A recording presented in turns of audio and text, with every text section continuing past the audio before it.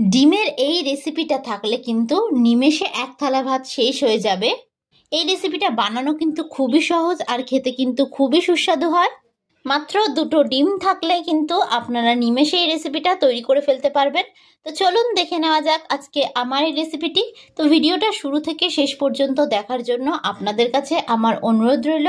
সবার প্রথমে আমি এখানে একটা মিক্সিং বোল নিয়ে নিয়েছি। এবার আমি এর মধ্যে দুটো ডিম দিয়ে দিচ্ছি। তবে আপনারা কিন্তু চাইলে পরিমাণটা কম বেশি করে করতে পারেন। নমস্কার বন্ধুরা, রনিতাস ফুড প্লেসে আবারও একবার সকল বন্ধুকে আমি স্বাগত জানাই। তো দেখুন এখানে আমি দুটো ডিম ফাটিয়ে দিয়ে দিয়েছি। এবার আমি এর মধ্যে দিয়ে দেব পেঁয়াজ কুচি ও ঝালের জন্য দিয়ে দেবো আমি এখানে কাঁচা লঙ্কা কুচি। ঝালটা এখানে আপনারা যে যতটা খেতে পছন্দ করবেন সেই অনুযায়ী কিন্তু দেবেন। আমি এখানে নুনটাকে স্কিপ করে গেছি, তবে আপনারা কিন্তু এখানে আপনাদের স্বাদ অনুযায়ী নুনটা দিয়ে দেবেন। এবার আমি একটা কাঁটা চামচ দিয়ে খুব ভালোভাবে ডিমটাকে একটু ফেটিয়ে নেব। ডিমটাকে কিন্তু খুব ভালোভাবে একটু ফেটিয়ে নিতে হবে। আমার এই ভিডিওটি যদি আপনাদের কাছে ভালো লেগে থাকে তাহলে অবশ্যই একটা লাইক করবেন। আর যারা যারা আমার চ্যানেলের নতুন বন্ধু তারা অবশ্যই আমার চ্যানেলটি সাবস্ক্রাইব করে দেবেন।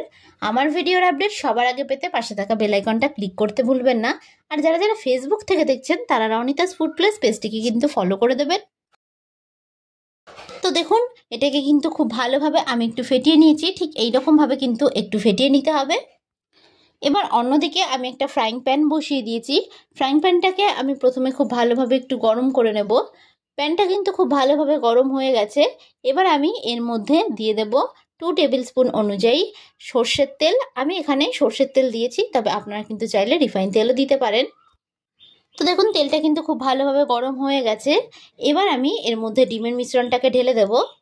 ডিমের মিশ্রণটা দিয়ে এক পিঠটাকে কিন্তু আমি খুব ভালোভাবে একটু ভেজে নেব। এই অবস্থায় গ্যাসের ফ্লেমটাকে কিন্তু আমি মিডিয়াম টু হাই রেখেছি। এক পিঠটাকে কিন্তু খুব ভালোভাবে ভেজে নিয়েছি আমি। এবার একটা স্প্যাচুলার সাহায্যে আমি এটাকে উল্টে দেব। উল্টে অপর পিঠটাকে কিন্তু ঠিক একই রকম ভাবে আমি ভেজে নেব। ভিডিওটা কেমন লাগলো অবশ্যই কিন্তু আমাকে কমেন্ট বক্সে জানাতে ভুলবেন না। ডিম দিয়ে এই রেসিপিটা থাকলে কিন্তু নিমেষে এক থালা ভাত শেষ হয়ে যাবে। আর এটি বানানো কিন্তু খুবই সহজ। তো দুপিঠটা কিন্তু খুব ভালোভাবে আমার ভাজা হয়ে গেছে। এবার আমি এটাকে ঠিক এরকমভাবে একটু ফোল্ড করে দেব। গ্যাসের ফ্লেমটাকে কিন্তু আমি মিডিয়ামে রেখেই ভেজে নিয়েছি। এবার আমি স্প্যাচুলার সাহায্যে এটাকে ঠিক এরকমভাবে অর্ধেক করে নিচ্ছি। তো দেখুন খুব ভালোভাবে কিন্তু ভাজা হয়ে গেছে। এবার এটাকে আমি নামিয়ে নেব। তো দেখেই নিলেন খুব সুন্দরভাবে কিন্তু তৈরি হয়ে গেছে আমাদের ডিমের এই রেসিপিটি। আপনাদের কাছে আমার রিকোয়েস্ট থাকলো এই রেসিপিটি একবার হলেও বাড়িতে তৈরি করে খাওয়ার জন্য।